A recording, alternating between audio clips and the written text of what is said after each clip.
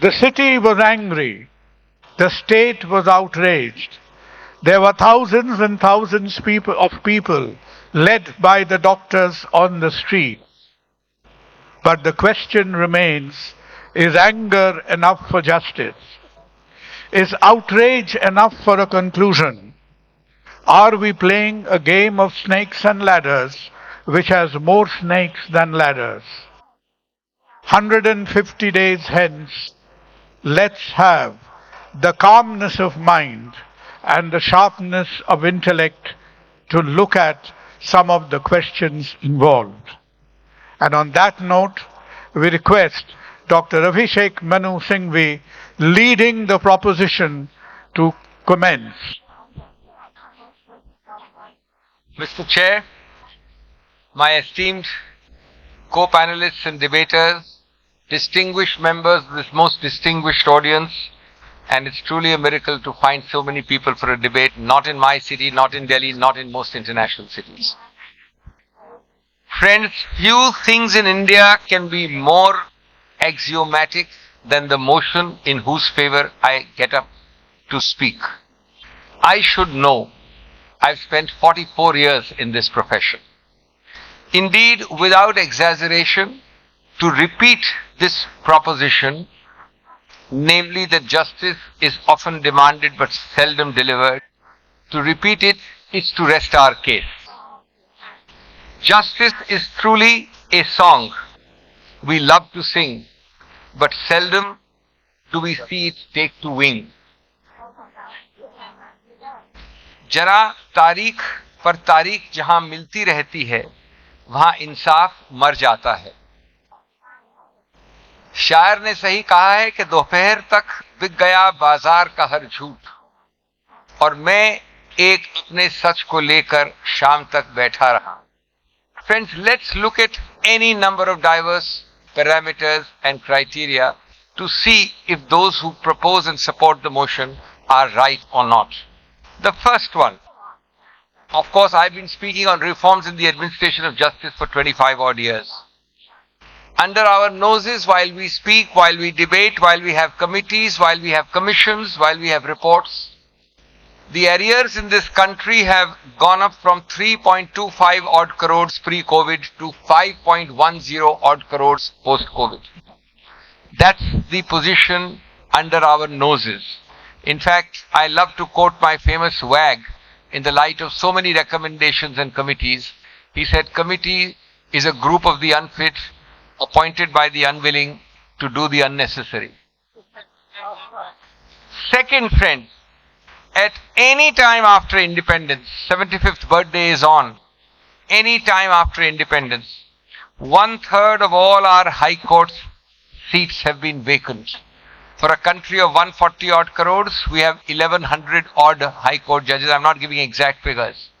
At any point of time, 1/3 have been vacant. Can you do more than demand justice and seldom deliver it?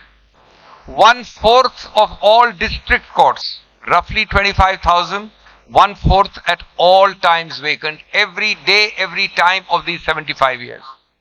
And you talk about delivery of justice?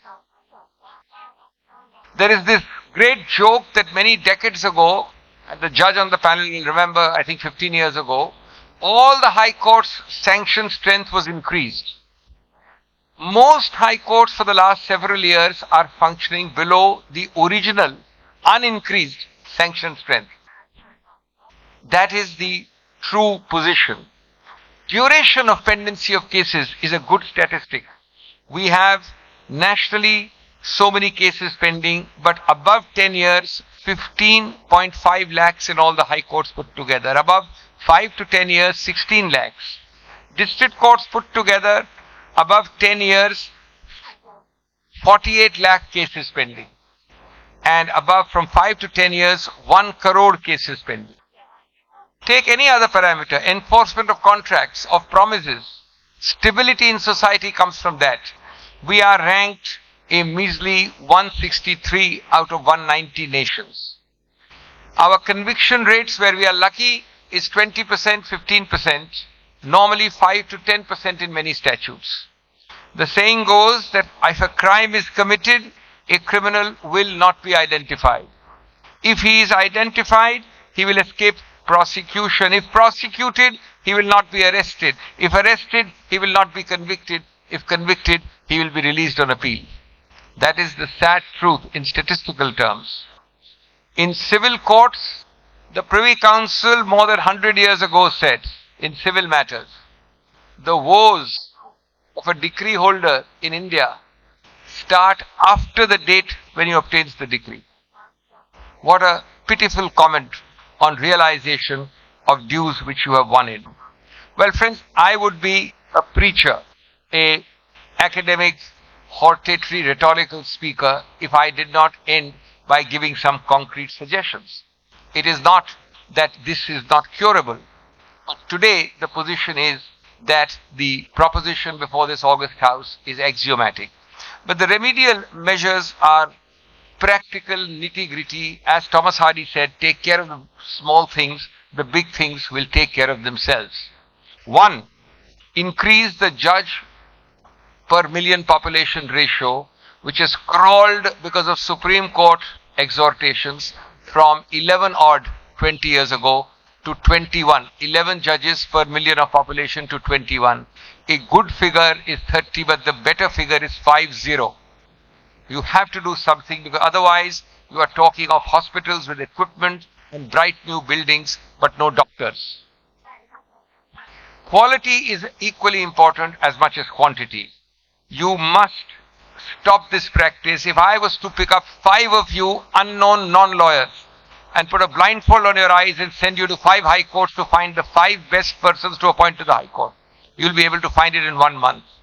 Having done that appointment, we then find ways of disappointing them instead of appointing them.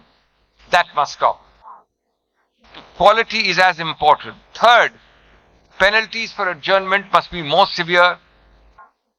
Fourth, you must have a ruthless evaluation performance index for judges, which is a combined index not of numbers but of quality of disposal, the reversals they suffer, etc.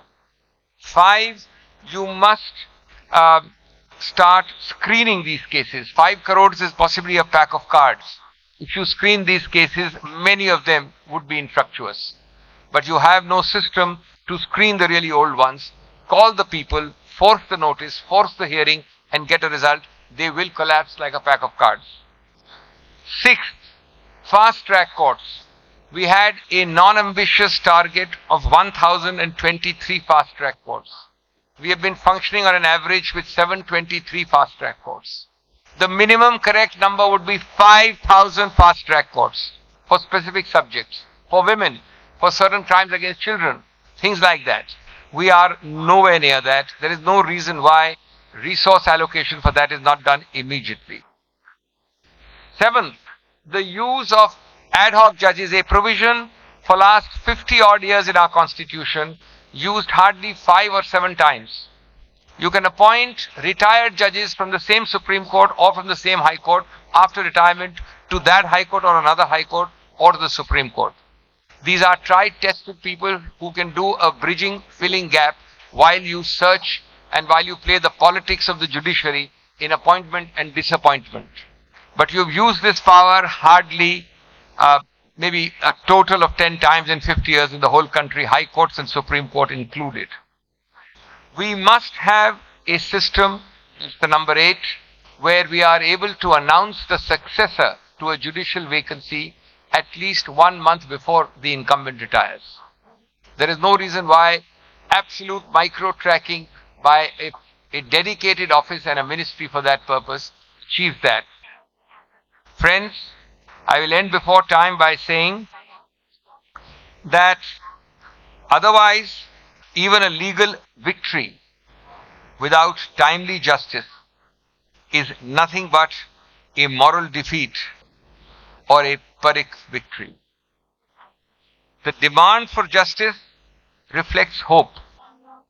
The failure to deliver it breeds despair. It's a cycle we have not been able to break in 75 years of our republic. Thank you very much.